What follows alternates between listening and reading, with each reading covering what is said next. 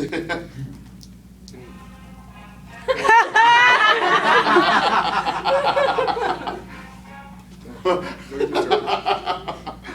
that come from? You say Ohio and it just happened. I can do the rap version. But anyway, hold on, I want to hear his rap version. I'll drop you a beat. I'll drop you a beat. Recording. That's right. Oh, okay. But anyway, James here is he's been through a lot, and he's going through a significant transformation in his life, and it's a very visible for me, a very visible transformation as well. And last week, after we watched the video, by the way, he graciously lent us his laptop so that we could watch the video. Thank you, and bravo, strong J.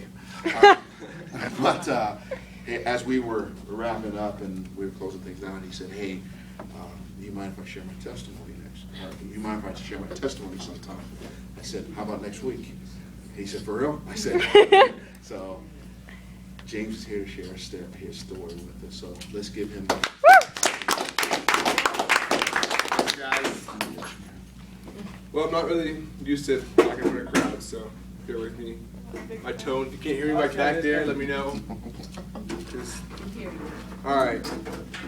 Well, first of all, I didn't write anything down because I didn't want anything to be in front of me to make, I don't want prompts. I want everything that I say to come from, my heart, things that I've experienced, I don't want to be reading off paper and just where to go from there. So where to start? I was born and raised in a very tight Christian family. It wasn't like, I grew up in a really bad neighborhood. I was born and raised in Ohio, and, for the most part, I mean, it was okay,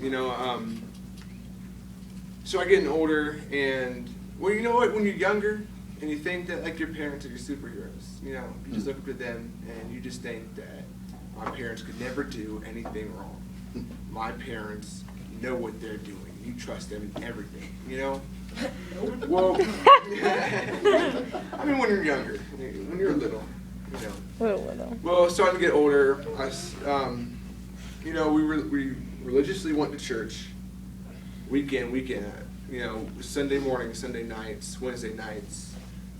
Very involved in church, and as I start getting older, I start questioning why. Why am I doing this? Is it because, I want to? Is it because my parents want me to? Is it? And going on that is struggling with that. I was saved when I was 7. I do believe I was saved when I was 7, no matter, what struggle I've been through or many questions. I do believe I was, saved when I was 7. But my eyes started opening, and I was, this isn't right. The judgment that was there, that took place in the church circle that I went to, the judgment was not of Christians. As Christians, I believe that we are to guide people that you might believe that are lost, to help them out. And, hey, this isn't right. This isn't, and that's not all how it was. And I grew up with my dad the same way. Was, you toe the line and don't ask questions why you're doing this. I told you to do this. Dad, why do I have to wear a suit and tie every Sunday at church? Because I said so. Because that's how we do things. They went as far as where I grew up. They went as far as we don't go to movie theaters. Well, why not? Well, because we don't want to give Hollywood money. Because of all the corrupt that goes on in Hollywood. The dress code there was insane. Like, it was the Amish dress code where you shouldn't wear anything. Girls could not wear pants. It was, if you wore pants to that church, they would almost make you go home. And you wear pants. And I grew up that way. I didn't see anything wrong with it until I started getting older. And I'm like, so God loves us so much. He loves us so much, but we can only address him if we're wearing certain clothes. But he loves us, and God loves us. And so I battled with that for, up till maybe I was about 12 years old. I quit asking questions, and I was homeschooled. So that made it even harder. Where there's nothing wrong with a lot of Jesus. There's a lot wrong with being smothered in the wrong kind of teaching of Jesus and how Jesus is, and everybody makes up Jesus of somebody that they want him to be, or somebody that we think he is, but not really having the full knowledge of his love. And so 13, about that, I moved out to Nebraska, and my eyes popped open. I was like, I'm out in the world. I'm 13, I'm getting older, I'm making friends. And these friends opened me up to things that I've never seen before, which would have been good. If I had never seen that before, never heard it before. And so I didn't know what to do with myself. I'm like, oh, I was raised, we don't do this. Just kind of scratching my head. My mom said we don't do that. You know what that gets you? That gets you a knockout. Your mom said what? So, I mean, I say that jokingly, but I mean that in the realest way. I mean, that's actually like, so James, why are you different? James, why don't you cuss? I didn't know what to tell him. Because I wasn't raised as to why we don't cuss. I was raised as don't do it. I didn't have an answer for him. I was like, well, my parents told me not to. Parents didn't have to do that. So I really had no answers. And I'm going to my mom, why don't we cuss? When she gave me a Bible verse, I couldn't think of the exact. He probably knows. Everything is to be edifying to the word, to the Lord. I'm not sure what text that was in, and I'm like, okay, well, next time they ask me that, I'll just tell them that. James, why don't you cuss? Because everything is to be edifying to the Lord. They don't like that answer either. And so I dealt with this, and I knew I was different. I knew that there was just something where I just did not fit in. Going to school, I didn't know why. I'm a happy guy. I like everybody. I want to be friends with everybody, but I didn't know why these people didn't like me. What is it about me? I'm a nice guy. I would never do anything to hurt anybody. Why would you want to hurt me? I would leave to just use the restroom in class, and I'd come back, and my backpack would be dumped out in the trash cans, all my homework and everything. And they'd make me dig through the trash can and laugh at me while I'm digging through the trash can for my homework. The old school, shoved into lockers type thing. That really happens out there, people. That's not movies. That's not movies. They still do that. And I was terrified to go to school. Always had to wash my back. Always walking down the hall, just doing this all the time because I had no idea. Because I'd been grabbed from behind and just thrown around, and they'd spit in my water. And I wouldn't know it, so I'd drink it, and they'd tell me afterwards, hey, James, you spit in your water? And I'm like, I couldn't get mad, because I had nobody to have a back. I had nobody there that would, what to James? It wasn't like that. It was literally, there's nothing like the feeling of being alone. When you know you're alone in a situation, there's just nothing worse than that feeling, because you don't know where to turn. And so now I'm struggling with Jesus. I'm struggling with why I do what I do for him, and why I don't have friends now because of it, and why don't I, why is people, why do they hate me? And I have no answers for any of them. So years are going by, I start getting less and less into my Bible. I start, almost kind of mad, because I was like, well, God, we prayed and we thought this was what you wanted to do. Why is it getting worse? My brother, a few years before all this, he had broken back, and he started blaming it on God. And it was a really bad break. It was, it's still to this day it's really bad for him. And he was in a lot of pain, so I started blaming it on God. So not only did I take ridicule at the school, and now I'm taking it at home from my brother, same type, just. So, I mean, it's starting to anger right there, and I have no idea who to go to because, I want to stand up for myself, but my dad's telling me that, no, we don't fight. If you turn the other cheek, if somebody hits you, you just walk away. If somebody, and so I'm like, okay, so I'm supposed to get beat up. Okay, all right. And then about a year goes by, and I'm getting more into things, Been in Nebraska for a while. I have a certain clique of friends, but they're not really friends. They're kind of friends that you chill with, or you go to the bus for a Snicker, Like, I mean, literally. So I mean, they're not the good type of friends, but they want me to try this and try that, and do this and do that, and come with me to do this, and and not knowing where to go as a confused kid. I'm like, okay. If you want to go to a party, let's go to a party. You want to go drink, let's go drink. You want to, smoke this, let's go. And I honestly had no idea I was lost. I had no idea I was doing anything wrong because I never was taught that. I was homeschooled. I was,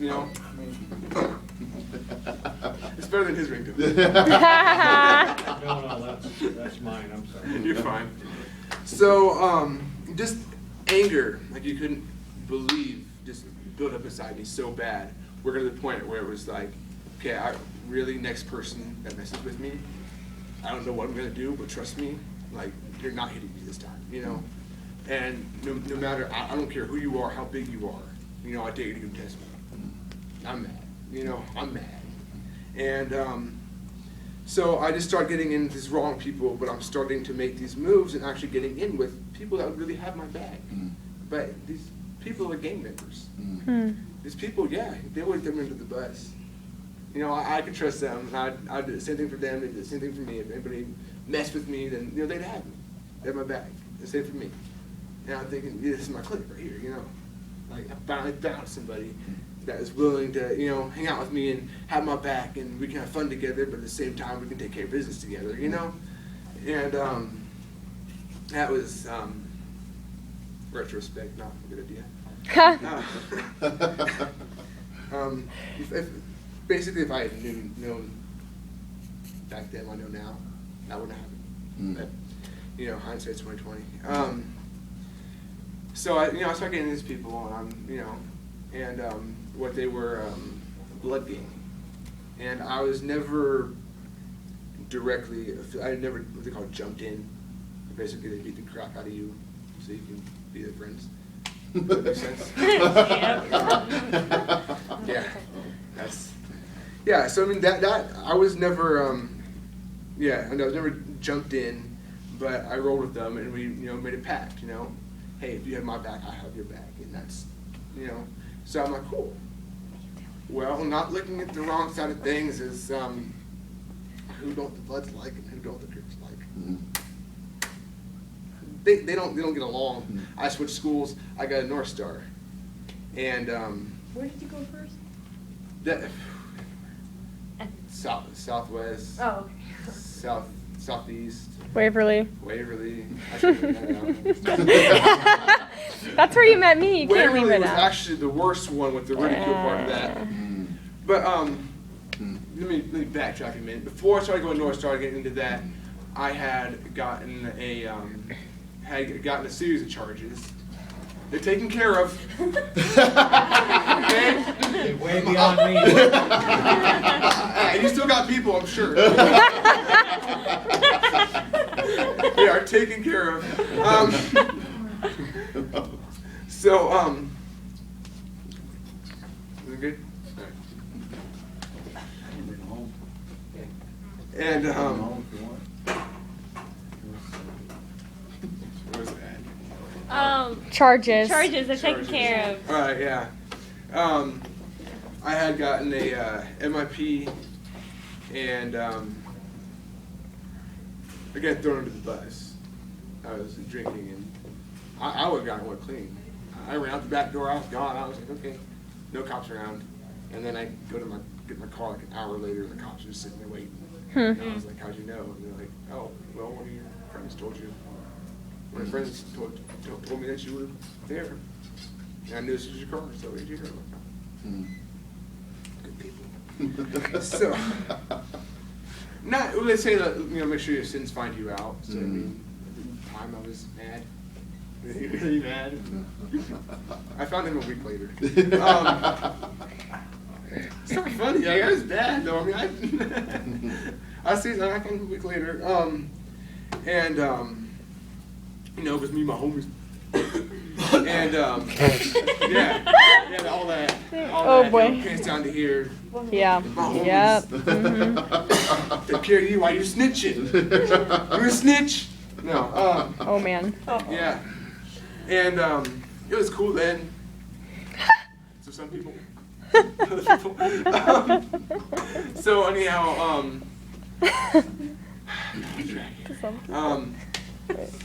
and then I also got caught a month later with a gun under my car, and that was the big one. That was where the law said, you're not supposed to have that. I was 16, and they're like, so when I actually caught for speeding, I was going 70 in a 45 with a gun under my seat, and my friend's in the back smoking weed, and I'm like, not the best city choices there, because you can see where that leads up to 70. Oh, I smell weed. Automatic reason for me to search your car. So I'm like, oh, the gun in the back seat, it's not mine. The cop goes, what? There's a gun in the back seat. It's not mine. He finds a gun, and I look over and I say, I know, I'm on the ground. And I'm just like, they're going through my pockets and everything, and they're like, well, why's the gun? And I was like, why does anybody have a gun? They're like, well, probably to shoot somebody. And I was like, oh, no, I use it for a paperweight. They didn't think I was funny. They were like, they got real serious then. They were like, I'm not playing with you. Why you got the gun in the back seat? God, it holds down stuff. Don't worry about that. No, they worried about it. And so I got put on house arrest for a little bit. And that was the point where I was going to North Star while I was in house arrest. And, still got my blood gang. And Throws the sign. North Star, I found out, is actually very Crip school. Uh-oh. Yes, And- it is. So I go every day. I'm wearing my Reds hat, my red belt, my red shoes. And somebody came up to me and goes, let me ask you something. Are you a slob? Which is an acronym for Sorry Life Blood. And he's like, so you a slob? And I was like, what? I'm like, I think I look kind of nice, actually.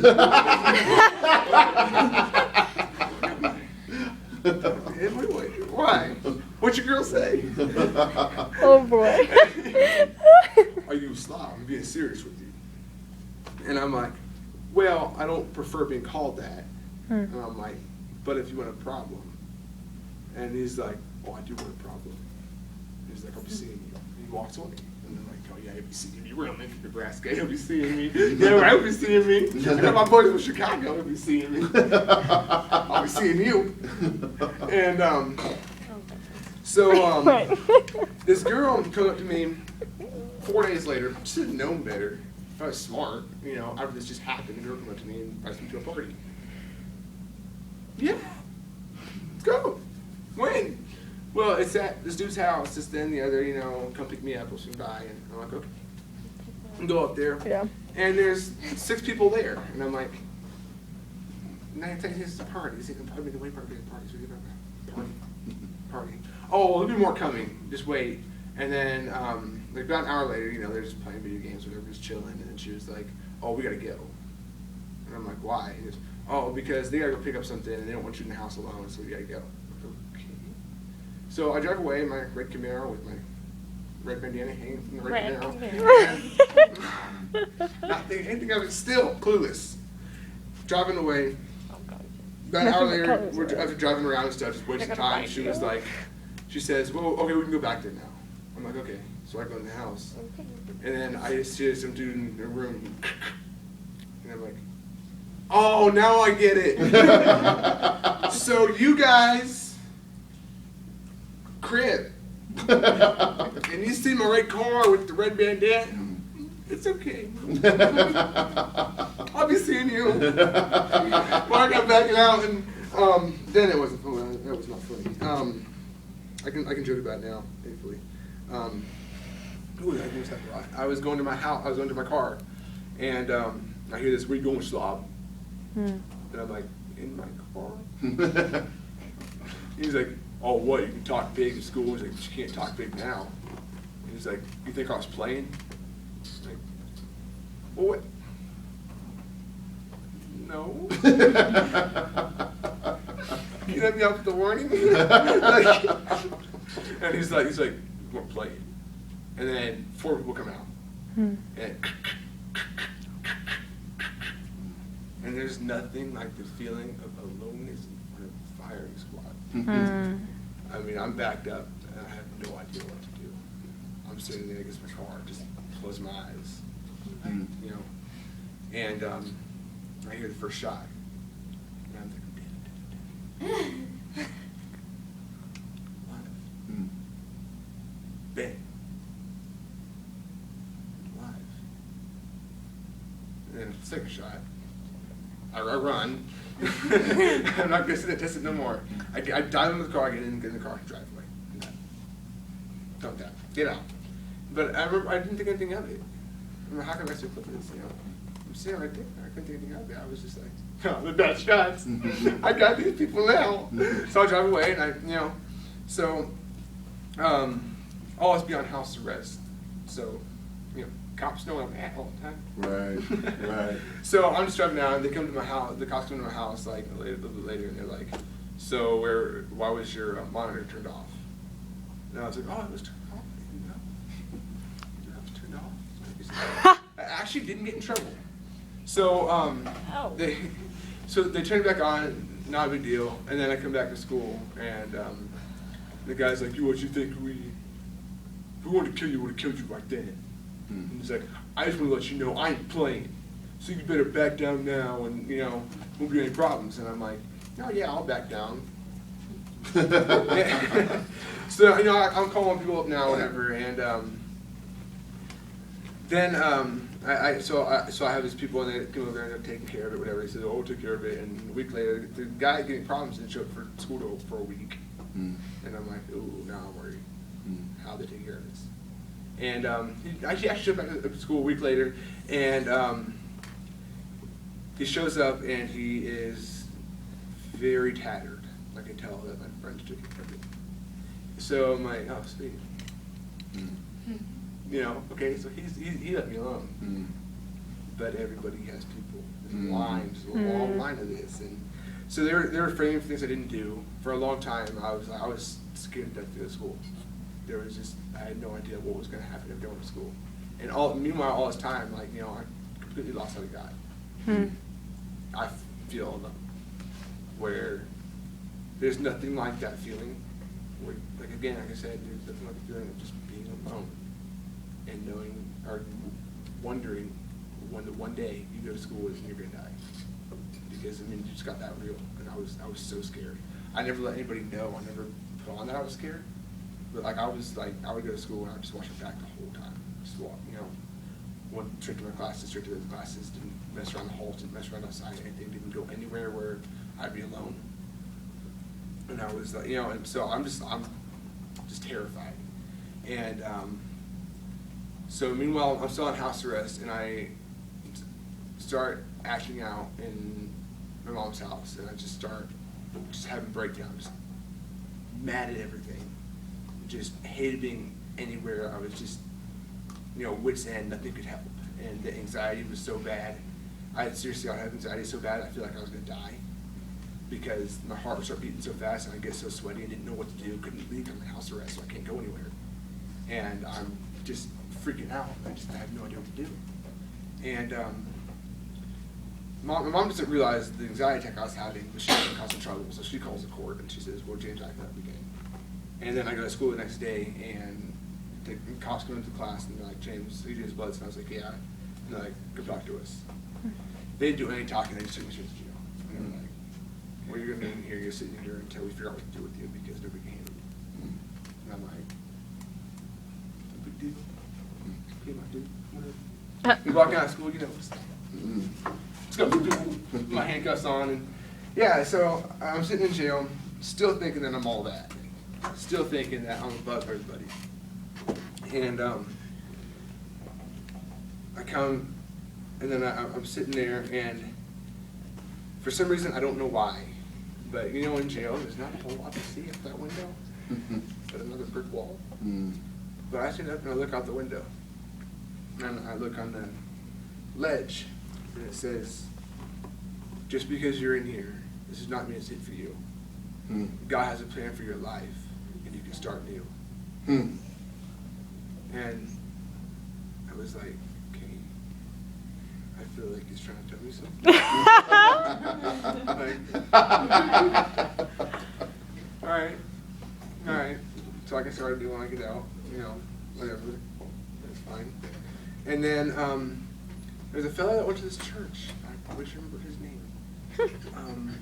He's kind of an older guy, white hair. He had a tattoo on his teeth. It was the biggest thing that stuck out to me. Oh, yeah, I remember him. I don't remember his name. He was Tom like or something? times. Was it Tom or Jim? Jim sounds more familiar. Yeah. He helped with cross youth on his group. teeth. Yeah, he helped with the youth group. He had his Yeah, teeth for a while tattooed. there, he was kind of a shorter, kind of older guy. Yeah.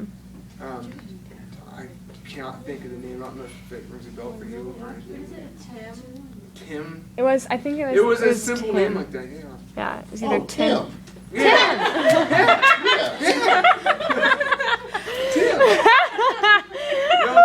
Yes, Tim. You know what I'm talking about? Yes. Yeah. He I know him now.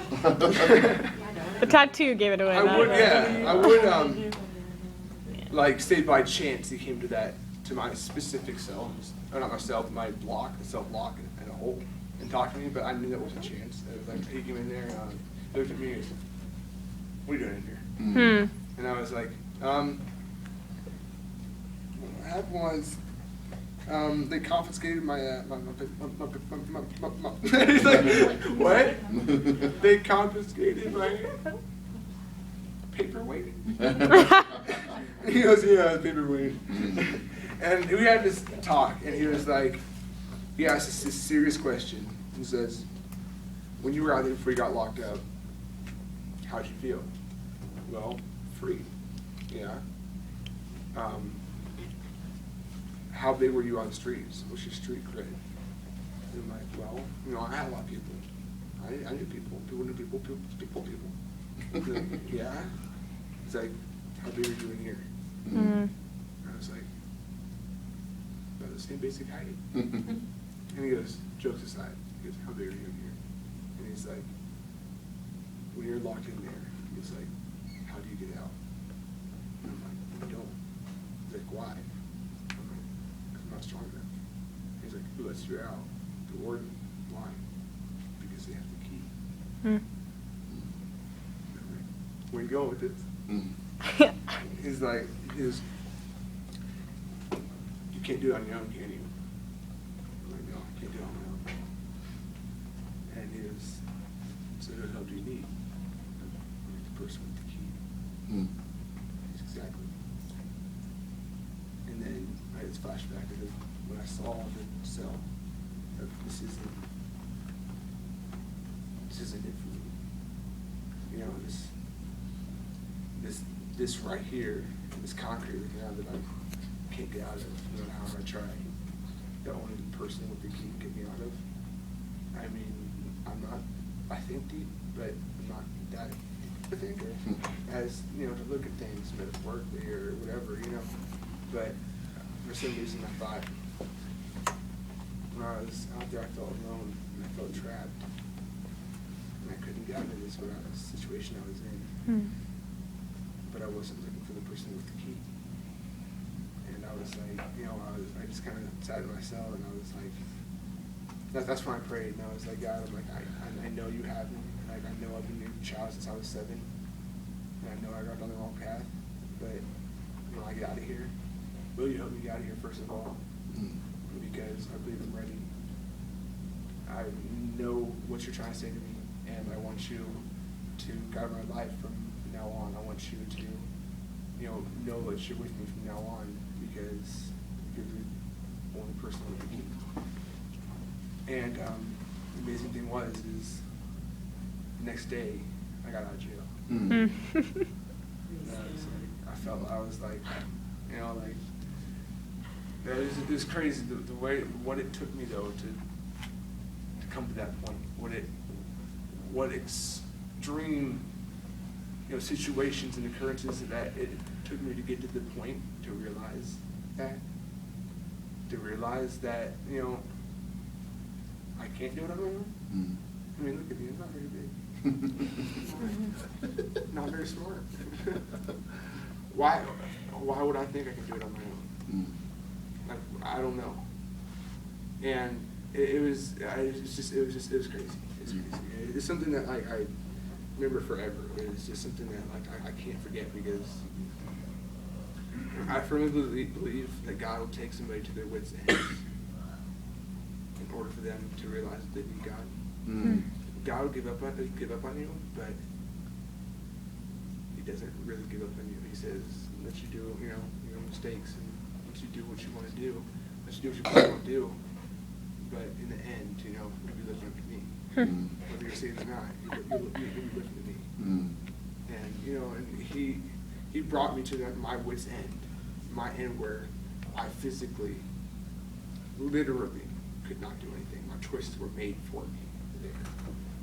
The, you know, glass that thick and concrete cylinder blocks, and that's what that took for me, with all bad mistakes or choices or whatever you want to call them, for me to realize that I can't do this on my own. I am one man. And the only reason why I'm alive right now, after everything that happened, because I've been shot at 3 times. I only told you one of the instances. And the only reason I'm alive right now is because He didn't allow one of those to hit me. And it's just a miracle, because running with your back to a bullet normally isn't your best defensive move. So, I mean, but it took me to be shot at 3 times and not hit, and then I didn't get hit. I'm stupid. I tried to do it on my own. I'm thinking, you know, I didn't get hit. You're either a bad shot or I'm transparent. I don't know. You know, so, and the more things that happened, the more things that like should have killed me that didn't kill me, and the more things that, you know, I went through. I was like thinking that that's because of me. And then when I was locked up though, and that conversation I had with Tim. Is it Tim? I think it's Tim. Just like took me to realize that, you know, like you can't do it on your own. You need the person with the key. And I don't know. And recently, me and on another topic, it was last week when we watched the 23 minutes to hell. Thank you. I speak slower. This is speak faster. I was saying it. She does it a lot. He raps, but he speaks slow. Whatever. But some news came to me this morning, and I just realized that one of my friends was killed in a car accident last night at 7 o'clock. And I know, well, I don't know. Yeah. I believe that he was not safe. And it's crazy because I was thinking about it. Do you think that he went out that night thinking I'm going to die? Or was he going out that night thinking I'm going to have fun? This will be fun. My life was spared numerous times. And that's what it took for me to get a God. I don't know his whole life story, but I know that it was late, and I was friend of him. I missed that. I hung out with him. And I didn't talk to him like I'm talking to you guys right now. I didn't try because I wanted to be cool. I wanted to fit in with the people I was hanging out with. And now I find out that his life was just lost, and I don't believe he was saved. And I feel like that's on me, because the other people he was hanging out with, don't know either. They're not going to share it. If they do know God, they're just like I was before I was locked up. They almost embarrassed me. And that like really got to me. I was, this kid, he was 16. Yeah, 16. Yep. It's not He was 16 years old.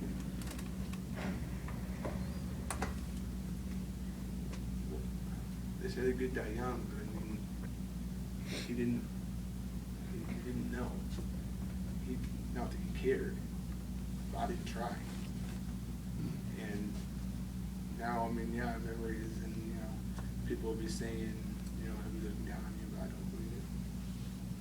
I don't, and it really, I don't want to miss another person. I really don't. And on the other hand, if you're not saved, you don't know. On your drive home, do you think you're going to be thinking if I could die right now? Or what are you going to be thinking? I'm going to go home, I'm going to get something to eat. I'm going to go home, I'm going to watch SpongeBob, whatever, But you're not thinking of the future, You're thinking for right now. I'm in the car with my ride, who's giving me a ride. But you're not thinking of right then, you can be blindsided by some truck. I mean, nobody knows when their time is. So for me, I was glad that God would be back, and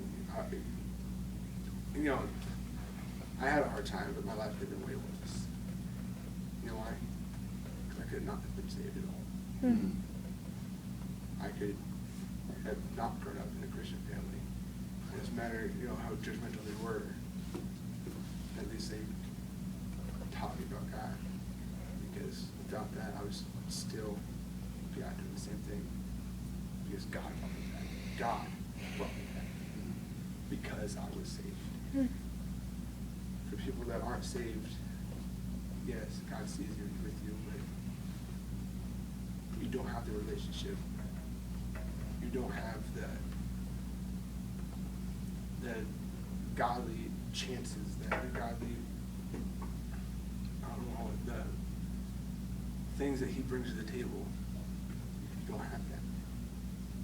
And I feel like right now talking to you guys, and if when you guys go home and the same thing happens to you, it will happen to Taylor. Yeah, it's Taylor. Taylor. I'm sorry. Thank you. Where would you go? I want you to think about that. Where would you go?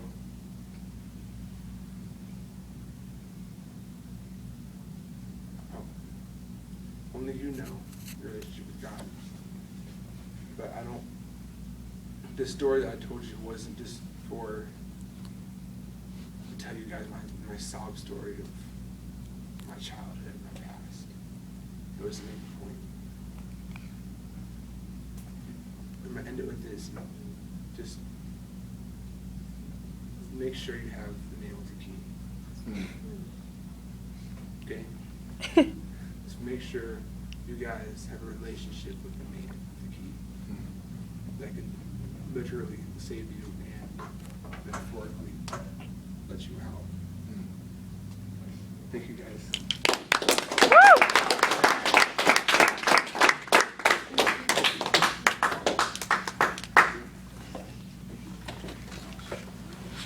Do you guys, anybody have any questions for James? So were you born with that awesome name, or? I believe I was, because, it's funny you mentioned that. What's the book in James? Count it all joy when you fall into diverse temptation, or, what is it? Trials. Trial. Yeah. Trials, I'm sorry. Mm-hmm. I was actually born through a ruptured appendix, somehow. Mm. And then my name actually ended up, you should know that. What does James mean? Well, from what I know, James actually means deceiver. And sometimes in my life I look back and I think that's so fitting. You know, the trials and deceiver, and I'm like, my name is James. Have you ever heard of the prayer, I James? was born with an awesome name, man. And I hope you don't live up to the real meaning of James. Don't be a deceiver. Have you ever heard of the prayer of Jabez, James? His name, Jabez, means like, what does it mean? Like destruction or pain. His name means pain. And like that's something like back in Bible times that like what you were named after, like you were expected of that. And so like he literally just asked God to not change his name, but change him and like give him things. It's really interesting. I'll give you the book. But it's like the name. Like the name. Sure. I wish I wasn't smaller. Give him the audio version. Yeah. I'll record it for you. Can you hear? Anybody else? Any other questions? Not a question. I'll allow you to sneeze if that's your question. No other questions? Uh, Well, I want to kind of picked up where you brought us to the cliff's edge, and I want to push us over, if you don't mind. You proposed a very provocative question, and the question was, if you did die tonight, where would you go? And maybe you haven't given much thought to that. Maybe you don't even care. But the truth of the matter is you're going one of two places. Either you're spending eternity with God or you're spending eternity without Him. And some of you might think, well, spending eternity without Him doesn't seem like a bad option, until you understood what that really meant. Because maybe you're thinking, I spend my life without Him now. But see, you might spend your life without Him now, but you're not absent of His presence. And Romans 1:20 tells us that we are without excuse. Because every single day that we're alive, and I'm paraphrasing, we can see the glory of God in all that we're involved in. But if you spend eternity away from Him, you don't see any of that. You're absent of His presence. That means there's no glorious thing. It's darkness. It's evil.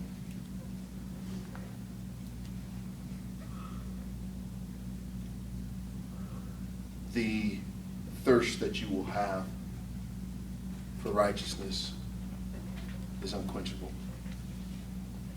You won't be able to satisfy any of it. And I know several of you, most of you, last week, when we gave an invitation, you stood up. Those who were here. But I'm like you, bro. My concern is for them as well. We don't know what's going to happen from this point here to when you get home. I don't, and I would be remiss if I did not give you an invitation to accept Jesus right now. And actually, I just want you to kind of close your eyes if you don't mind. Now, if you've already done this, you don't have to respond to it. Okay? But if you have never ever received Jesus Christ, and if you don't know where you're going to spend your eternity, and you want a relationship with God, because you've never ever had one, I just want to give you an invitation to stand to your feet if that's what you want to do. There's no judgment, there's no condemnation, no one's looking, no one's going to make fun of you if you don't stand up, and no one's going to make fun of you if you do. And if you have questions that are still ringing your mind about what it is that we're talking about because it just doesn't quite make sense to you, we want to talk to you about that too, because we're available for that. That's why we meet here. So if there's someone who is not in a relationship with Jesus, who's never accepted that relationship, and you want to right now, good timing. I just want you to stand to your feet.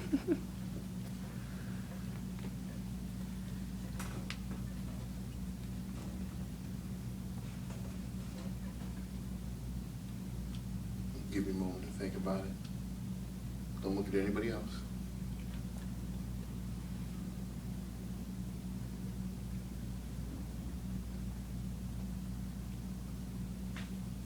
And there's someone in this room that you know it is Jesus.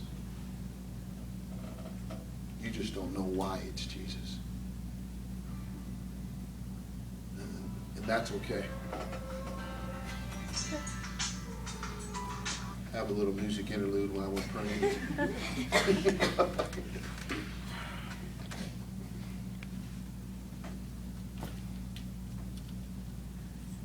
Well, if all hearts are clear, all minds are clear, great, praise God. I'm making an assumption that you already know who Jesus is. But if you don't, if you still have questions, feel free to pull one of us aside afterwards, and we'll be more than happy to talk to you, dialogue with you more about what James was talking about. Now, let's give James. Yeah. Actually, I do have a question for you, though. Yes, sir. If you don't mind. Thank you. What was the relationship like as you were going through all the decisions that you were making? What was your relationship like with your parents at the time? My mom at one point had kicked me out of my house. Mm. My dad told me, I don't care, I'm with law deal with you. Mm. Me and my brother were good because we were in the same boat at the same time. And so, I mean, it definitely weakened. It definitely, my mom didn't want me to like around the house, and you know, I don't blame her now. But yeah, so I mean, it definitely, it withered. But the amazing part about it now is, since I moved to Seattle for about half a year, 5-6 months, and I moved back to my house, my mom's house, and she actually told me that it was a joy having me there, and that she's glad that I'm back, which I didn't think I'd hear from her for a long time. Oh, man. That's awesome. Thanks for sharing. I do want to say, I mean, I was watching you as you were going through that. And of course you weren't sharing with anybody what was going on, but everybody who had any brushing with you could tell there was something going on Right. there. And those of us who did aren't surprised to hear the result of that. Matter of fact, I'll be honest, I was the one praying that would happen. Oh, yeah. Because I knew it was going to take something drastic for God to get your attention. But this is also what I knew. I knew that God had a hold of you, and that his unique plan for you was going to unfold sooner or later, and that you were running from it. And for you, I mean, I just got to tell you, to watch you stand up here tonight and boldly and courageously share your story, and boldly Believe I have made a 180 turn. Wow.